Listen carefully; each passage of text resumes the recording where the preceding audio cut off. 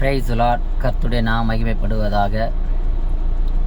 ஒரு சில நாள் இடைவேளைக்கு பின்பாய் மறுபடியும் உங்களை சந்திப்பதில் கர்த்தருக்குள் மிக்க மகிழ்ச்சி அடைகிறேன்.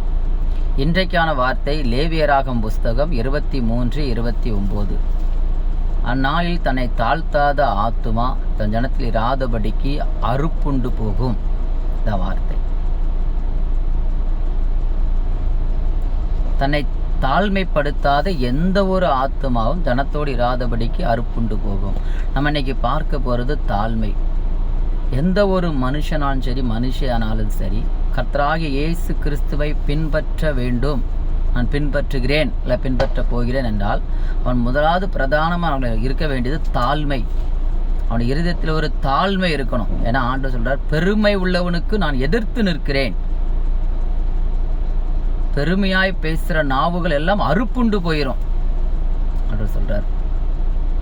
நம்ம ஒரு காரியத்தை இன்னைக்கு செய்கிறோம், இல்லை ஒரு நபர்கிட்ட நம்ம பேசுகிறோம் அப்படின்னா என்ன நோக்கத்தோடு நம்ம பேசுகிறோம், இல்லை என்ன நோக்கத்தோடு இந்த காரியத்தை நம்ம செய்கிறோம்? நம்ம பெருமைக்காக நான் செய்கிறோமா, இல்லை தாழ்மையோடு நடந்து கொள்கிறோமாங்கிறது ரொம்ப முக்கியம். வேதத்தில் நம்ம வாசிக்கும் போது ஆதியாகமம் புஸ்தகம் 11ஆம் அதிகாரத்தை வாசிக்கும் போது நோவாவின் சந்ததி பேலை விட்டு வெளியே வந்ததுக்கப்புறம் நீங்கள் பூமி எங்கும் போய் நீங்கள் பழகி பெருக கடவர்கள் என்று சொல்லிடுவாங்க. இவங்க என்ன பண்ணுவாங்கன்னா, ஒரு இடத்துல வந்து வான அளவுக்கு ஒரு பெரிய கோபுரத்தை கட்டி தங்களுக்கு பெயர் உண்டாக்குவோம் என்று சொல்லி அந்த கோபுரத்தை கட்ட ஆரம்பிச்சுட்டு தாங்க செய்ய நினைத்தது ஒன்றும் தடைபடாது அப்படின்னு அவங்க பெருமையில் ஒரு கோபுரத்தை கட்டுறாங்க. ஆண்டவர் இறங்கி வந்து அவருடைய பாஷைகளை தாறுமாறாக்கி போட்டு விட்டார். நம்ம இன்னைக்கு ஏதோ ஒரு காரியத்தை நம்ம பெருமைக்காய் நம்ம செய்வோமானால் கர்த்தர் அதை தாறுமாறாக்கி போட்டு விடுவார். அது நமக்கு ஒரு அழிவை உண்டு பண்ணிவிடும். எந்த சூழ்நிலையிலும் சரி நம்ம ஒரு தாழ்மையாய் நடந்து கொள்ள வேண்டும்.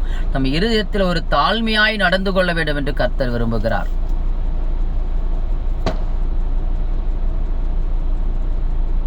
தாழ்மை ரொம்ப முக்கியம் நம்ம வாழ்க்கையில. தாழ்மை உள்ளவனுக்கு அவர் கிருபை அளிக்கிறார். நம்ம வாழ்க்கையில் ஒரு கிருபை வேணும்னால் தாழ்மையாய் நடந்து கொள்ள வேண்டும் எல்லா சூழ்நிலையிலும். நம்ம ஆலயத்துக்கு போனால் மட்டும்தான் தாழ்மை, அப்படி கிடையாது. ஞாயிற்றுக்கிழமை சர்ச்சுக்கு போகிறோம், அங்கே மட்டும் தாழ்மை, அப்படி கிடையாது.